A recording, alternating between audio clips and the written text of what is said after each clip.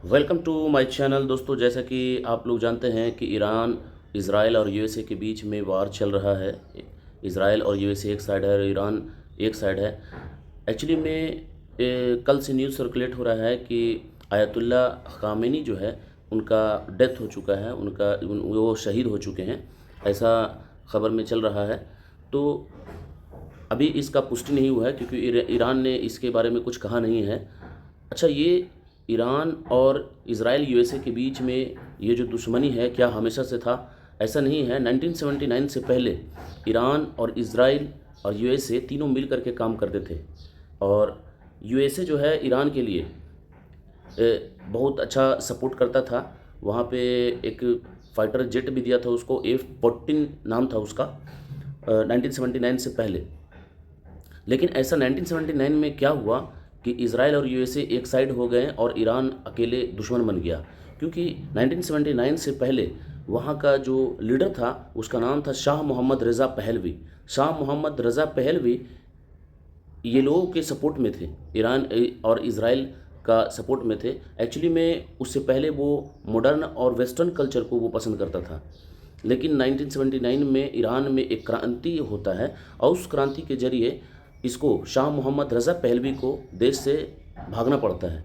उसके बाद में सत्ता में आ जाता है वहाँ पे आयतुल्ला ख़ामेनी।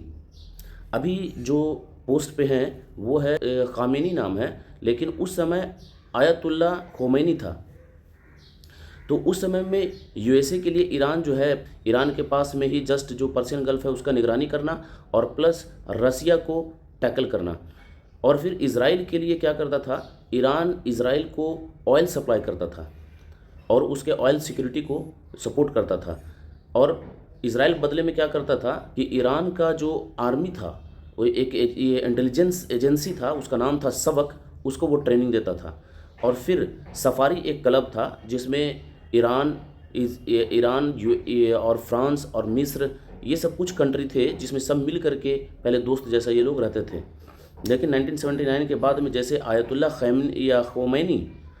खोमेनी जैसे सत्ता में आता है तो मामला पलट जाता है। क्योंकि आयतुल्ला खोमेनी जो है वो वेस्टर्न कल्चर को और मॉडर्नाइजेशन को नहीं पसंद करता था। और उसके बाद में ये सबसे पहले उन्होंने कहा कि यूएसए एक ग्रेट शैतान है, यानी बड़ा शैतान है, और इज़राइल जो है छोटा शैतान है, मतलब कि छोटा शैतान है, ऐसा उन्होंने कहा। और जो दोस्ती था वो दुश्मनी में बदलता है धीरे धीरे। और कैसे बदलता है मैं तफसीर से आपको बताता हूँ।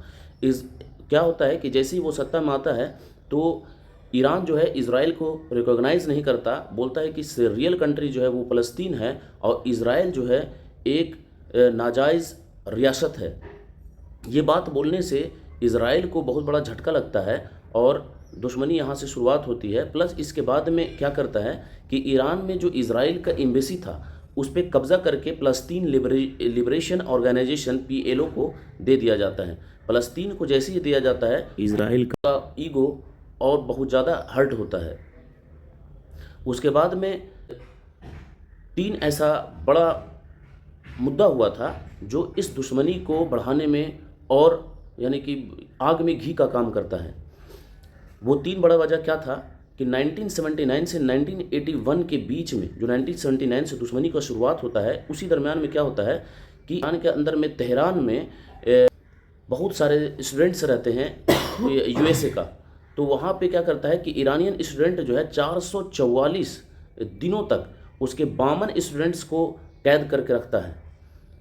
और इसके वजह से यूएसए और ईरान के बीच में डिप्लोमेटिक जो रिश्ता है वो ख़राब हो जाता है।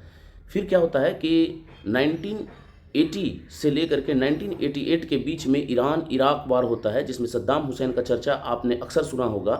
तो इस वार में क्या होता है कि यूएसए इराक को सपोर्ट करता है खुल करके। तो ईरान को लगता है कि यूएसए दुश्मनी को और बढ़ा रहा है, यहाँ से दुश्मनी और बढ़ता है। तीसरा मुद्दा क्या होता है कि हिजबुल्लाह को बनना। हिजबुल्लाह जो इज़राइल के जस्ट ऊपर में जो लेबनान है, लेबनान में सिया के मानने वाले जो लोग हैं, उस पर जब अटैक होता है इज़राइल के द्वारा तो ईरान उसको सपोर्ट करने लगता है, लेबनान को। तो इससे और प्रॉक्सी वार शुरू हो जाता है क्योंकि ईरान में भी सिया है और लेबनान में भी सिया है। यहीं से शुरुआत होता है 1982 में, यानी कि दोनों के बीच में हिजबुल्लाह पे जो अटैक करता है, तो वहीं से इसका दुश्मनी और मजबूत हो जाता है इज़राइल और ईरान के बीच में। फिर उसके बाद में एक ऑपरेशन साइक्लोन जो बहुत फेमस है इतिहास में, इसकी ज़िक्र हम लोग बाद में करेंगे।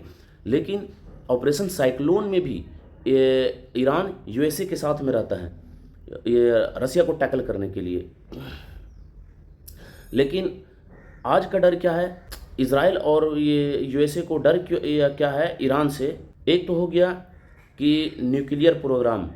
इज़राइल को डर है कि अगर इज़राइल को भी डर है, यूएसए को भी डर है कि अगर ईरान न्यूक्लियर पावर बन जाता है तो ईरान मजबूत हो जाएगा और जो मिडिल ईस्ट में इन लोगों का दबदबा है वो कमज़ोर हो जाएगा और दुश्मन मजबूत हो जाएगा, ये एक डर है।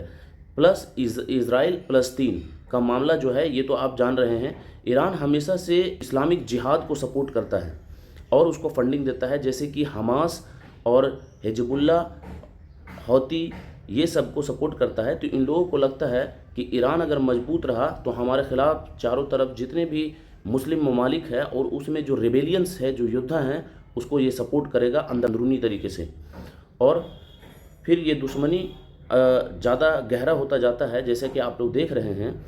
तो 1979 तक आयतुल्लाह ख़ोमेनी ये शासन करता है।